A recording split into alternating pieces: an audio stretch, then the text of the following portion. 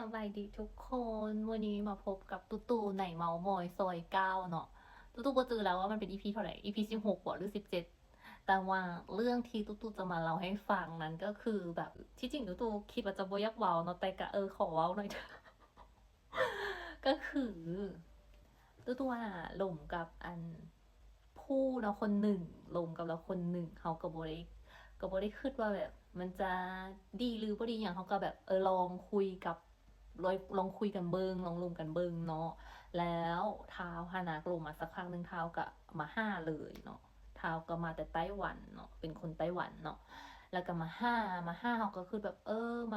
มาลิ้นนำกัน4 มื้อเนาะ4 มื้อแล้วแล้วเขาก็บอกคิดว่าเขาจะเป็น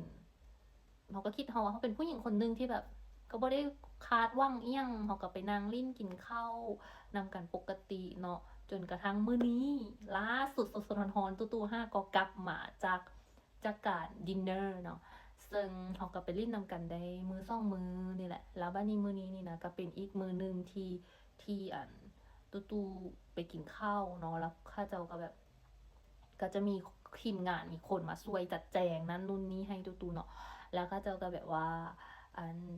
ผู้หนนาเท้าหนนาก็ปิด ทางฟลอร์ที่อยู่ถึงดาดฟ้าเนาะเป็นโรงแรมยังเกาะลาวยังลาวเดิมปะที่อยู่ต่อหน้ากับบริษัทโคลาวที่เป็นอยู่หนองบอนอะปิดโรงแรมนั้นเลยจ้ะที่อยู่ถึงดาดฟ้าเนาะเพื่อจะให้เฮาเดททุกคน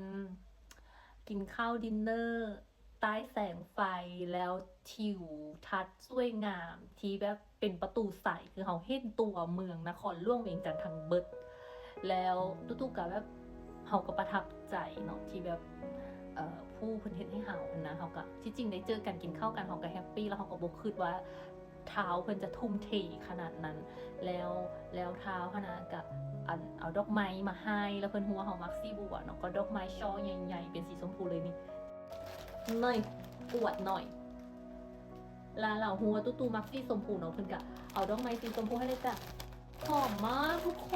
นใหญ่มากแล้วจากนั้นเนาะทุกคนก็เฮาก็กินข้าวก็เป็นอาหารที่ค่อนข้างรู้เลยตุ๊บ่ฮู้ว่ามันหมดไปเท่าใดเนาะแต่ก็แบบ ราคามันเป็นจานที่เป็นราคาดอลลาร์ทุกคน แล้วหลังจากนั้นแบบเราก็เว้าประมาณว่าแบบว่าเราก็จริงจังอะเนาะมาจริงจังแล้วเราก็เว้าอยากให้เฮาไปเที่ยวไต้หวันไปเบิงบอนที่เราอยู่บอนอีหยังหั้นนะเฮาก็แบบเฮาตอนจังหวะที่แบบเอาดอกไม้มาให้หั้นนะเฮาก็แบบว่าแบบเฮาบ่คาดคิดว่ามันจะเกิดขึ้นกับเฮาอะนะแค่แบบเฮาไปนั่งกินข้าวนำกันเห็นหน้ากันเขาก็แฮปปี้แล้วเนาะแต่เผอิญว่าแบบเราทุ่มเทแล้วเราก็พยายามเราก็บอกว่าค่อยหนนะเป็นคนบ่ได้รวย แต่ว่าค่อยก็แบบอยากพยายามเฮ็ดให้มันดีที่สุดอยากเฮ็ดให้มันสมบูรณ์แบบที่สุด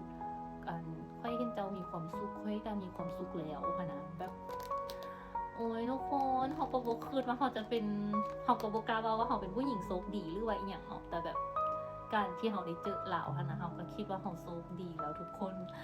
มาลุ้นไปนำกันว่าผู้คนนี้เขาจะได้ไปต่อหรือเปล่าเนาะเป็นยังจึงว่าไปต่อเพราะเขาก็บ่ฮู้ไงว่าในอนาคตมันจะดีบ่เราจะดีกับเขาแบบนี้ไปเรื่อยๆบ่หรือว่าเราจะเฮ็ดแค่ตอนนี้ที่แบบจีบเขาใหม่ๆสินะเขาก็บ่ฮู้หรือว่าถ้าเขาได้ย้ายไปอยู่ต่างประเทศแท้ไปอยู่ไต้หวันแท้เขาจะโอเคบ่จะอยู่ได้บ่หรือเราจะฮักเขาแท้บ่เขาก็บ่ฮู้แต่ว่าตู่ๆก็หวังว่าทุกอย่างที่เกิดขึ้นนับแต่นี้ต่อไปก็หวังว่ามันจะมีแต่สิ่งดีๆก็คือทุกคนอันนี้สำคัญหลายใดที่แบบเลือกผู้เลือกถูกคนชีวิตเปลี่ยนเลือกผิดคนชีวิตก็ชิบหาย อันนี้ต้องในเบิ่งดีๆต้องในค่อยๆเบิ่งอะทุกคนคือแบบ